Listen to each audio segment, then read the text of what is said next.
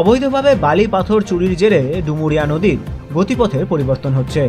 শুক্রবার খড়িবাড়ির ফুলবাড়ি চা বাগানের আম্বা লাইনে ডুমুরিয়া নদীর জলের তোড়ে ধসে গিয়েছে একটি বাড়ি। ঘটনাস্থলে পরিদর্শনে যান শিলিগুড়ি মহকুমা পরিষদের সভাধিপতি, খড়িবাড়ি পঞ্চায়েত সমিতির সভাপতি, খড়িবাড়ির বিডিও সহ মহকুমা সেচ দপ্তরের আধিকারিকেরা।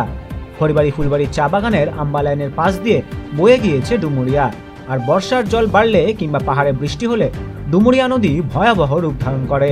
এভাবে বৃষ্টি বাড়লে আরও ভয়ঙ্কর পরিস্থিতি সৃষ্টি হবে বলে জানান স্থানীয় বাসিন্দারা। নদীতে স্থায়ী বাঁধের দাবি জানান এলাকার সকলে। এদিন নদীর পাড়ের 5টি পরিবারকে অন্যত্র সরিয়ে দেয় প্রশাসন। বালি মাফিয়াদের দৌরাত্ম্য ঠেকাতে বিএলআরও এবং পুলিশকে জানিয়ে কড়া পদক্ষেপের আশ্বাস দিয়েছেন শিলিগুড়ির মহকুমা পরিষদের সভাধিপতি অরুণ ঘোষ। আমাদের এখানে মিনিমাম দিনে 40 থেকে 45 ট্র্যাক্টর চলে। এখন আজকে তো নদী ভরেছে, সেই জন্য আজকে ট্র্যাক্টর নাই, তাও 1-2টা হতে পারে, তাও পিছনে। আর আমলাকে পুলিশ প্রশাসনকে জানিয়ে আছি, কিন্তু আমাদের কিছু হচ্ছে না, কিছু শুনছে না। দেখি মানে আপনাদের বাদ চাই? হ্যাঁ, বাদ চাই আমাদের। আমরা চাই কি এখান থেকে বালু পাথর কেন যাবে, মানে বিলকুল উঠানো আছে, বন্ধ করে দেয়। আমরা ট্র্যাক্টর মালিকের সঙ্গে কথা বলি, কত ঝগড়া লাগে আমরা। আর এরকম না মানে আমরা পুরুষ বা ঔরতগুলো সবগুলো ঝগড়া লাগে, কেউ শোনে না, মালিকরা শুনে না। আর কিছু এরকম আছে আমাদের একটু কিছু ভুল বলতে গিয়ে ট্র্যাক্টর মালিকরা এখান থেকে গটলে আছে, এই যে সামধান আছে, এদিকে বাতাসি আছে, এদিকে কিলাঘাটা, যত ট্র্যাক্টর এখান থেকে মাল নিয়ে যাচ্ছে। হ্যাঁ, এখান থেকেই মাল নিচ্ছে। এখন মিচি থেকে তো মিচি বন্ধ আছে নাকি ওটা তো আমি বলতে পারছি না, কিন্তু টোটাল এখন মাল এই যে নদীর থেকেই নিচ্ছে।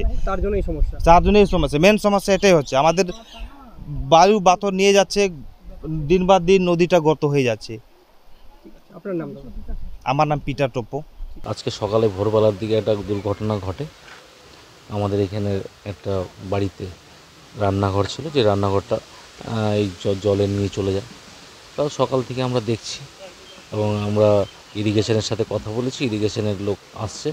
এখন আপাতত বস্তার মধ্যে বালি দিয়ে আপাতত এটাকে প্রোটেকশন করা হবে, এবং পরবর্তীতে এই নদীটা যেহেতু এখানে খরস্রোতা নদী, মানে এটা ডিপেন্ড করে হচ্ছে পাহাড়ের জলের উপরে। তো যখন জল হয় এটা তো প্রচুর পরিমাণে জল হয়, মানে এখন নর্মাল আমরা দেখছি, কিন্তু পাহাড়ে বৃষ্টি হলে কিন্তু এটা অ্যাবনর্মাল হতে পারে। তো এখানে অনেকগুলো বাড়িঘর আছে, তাদের প্রোটেক্ট করতে হবে। আমরা ইরিগেশনের সাথে কথা হয়েছে, আমাদের ভূমি কর্মদক্ষ এখান থেকে দেখছেন, পঞ্চায়েত সমিতির সভাপতি আছে, আমাদের সহকারী এসছিলেন, সহকারী সভাধিপতি, পূর্ত কর্মদক্ষ, খাদ্য কর্মদক্ষ, আমরা সবাই এসছি।